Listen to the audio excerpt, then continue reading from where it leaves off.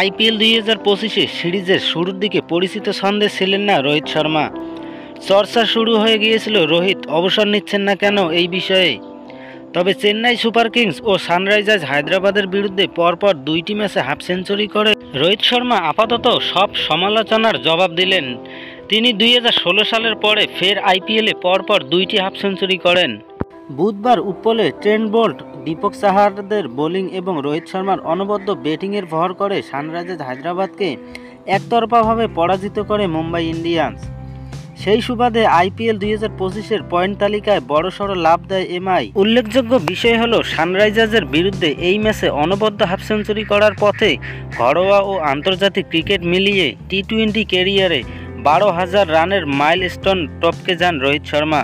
বিরাট কোহলির পরে ভারতের দ্বিতীয় ব্যাটার হিসেবে এমন দুরন্ত নজির গড়েন হিটম্যান রোহিত শর্মা।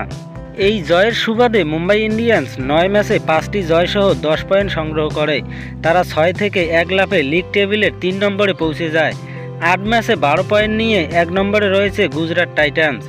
দ্বিতীয় স্থানে থাকা দিল্লি ক্যাপিটালসের দখলেও রয়েছে 8 ম্যাচে 12 পয়েন্ট।